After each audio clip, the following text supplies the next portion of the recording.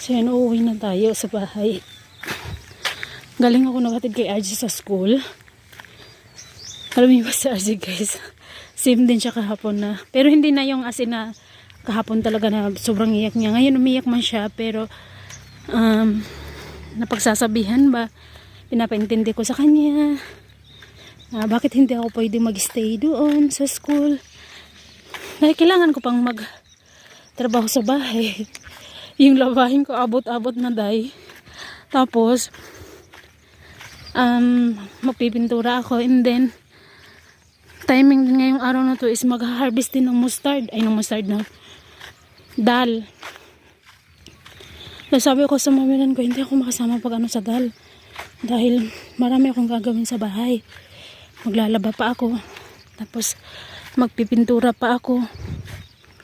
And guys, habang nakapunta ka doon, may nakita akong bulaklak. Actually, meron pa kanina. Siguro 2 puno. Yung 2 ano yun. Pero, banda na, malapit na kasi yun sa may pintuan ng, ng bahay. So, ayaw ko na kunin. Ito naman kasi, medyo malayo siya. Hindi ko alam kung anong pangalan ng bulaklak na to guys, no? Hindi ko din alam kung pwede ba to siyang itanim sa atin. O hindi ba siya nakakalason yung mga ganun ba? So, guys, anong pangalan ng bulaklak na to? Kasi sa mga halaman, wala talaga akong alam. At saka nakakatawa kasi yun, oh. And then yan, ang mapabukas sa siya yan. Ayan. Nakikita niya yung red na yan. Ang saya ko, may bago ako nakita. Pero sana mabuhay, oy.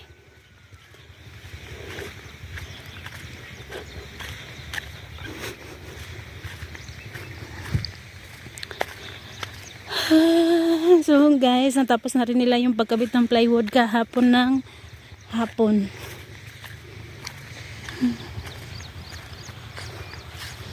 So ipapakita ko sa inyo guys nung update sa ating loob ng bahay.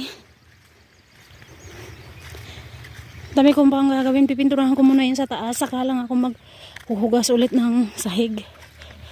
So, bago ako papasok sa loob buksan muna natin itong bintanang to para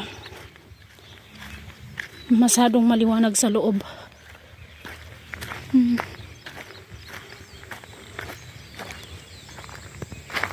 Butiki. Alam mo ba sa loob ng bahay namin maraming butiki. Ayan.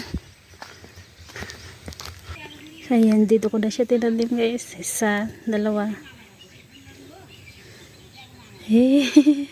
Masaya ako kasi may bago akong halaman guys. And then tingnan niyo yung ating rose. Ayan. And then ito. Bahin ko guys, ayan. Ito, ayun. Tapos meron pa doon sa loob. So, ayan guys siya guys. Pag mabuksan lang yung bintana, medyo maliwanag. So, ito, tignan niya. Ayan na yung update dito sa ating plywood sa may living room. Actually guys, no, yung pagkabit ng plywood na to is medyo mahal yung bayad sa kanila. Oo guys, totoo yun. At saka hindi ko inasahan na ganun din yung kamahal.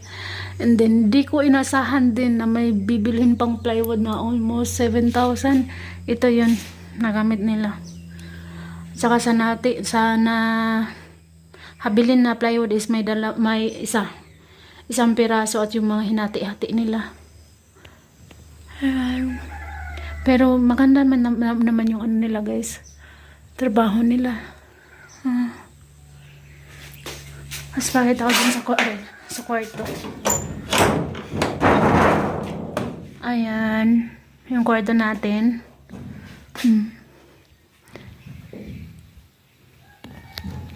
Tapos dito naman guys. Dito ako nag-start magpintura. Ayan. Primer pa lang yan guys.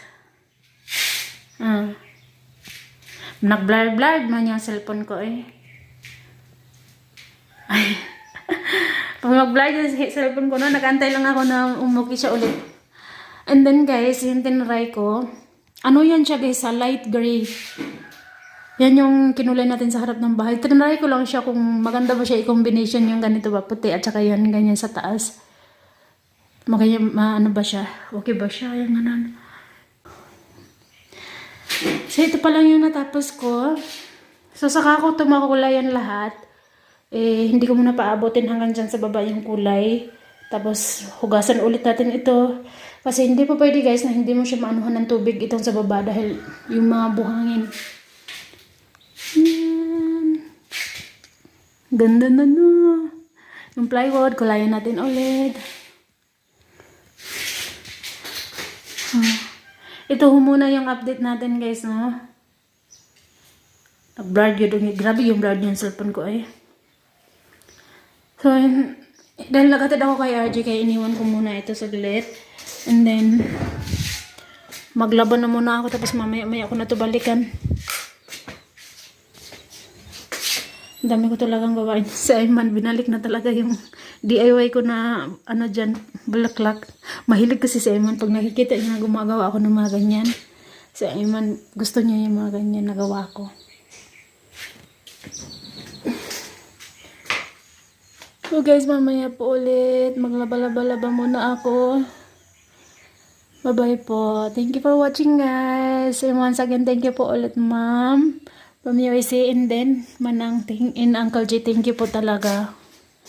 Dahil may magkukulay na tayo. Pero ayan guys, tingnan nyo.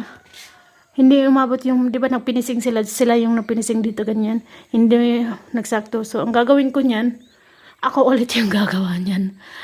Ayan. Tapos dito, nag-crack siya ng konti yung semento. Anuhan ko ulit yan. So, madali lang yan, day. So, guys, hanggang dito na lang muna. Bye-bye po, everyone. So, marami man akong gagawin na trabaho, no? Pero it's okay. Matatapos ko rin to. Bye-bye po. Bye. God bless, guys. Thank you po ulit.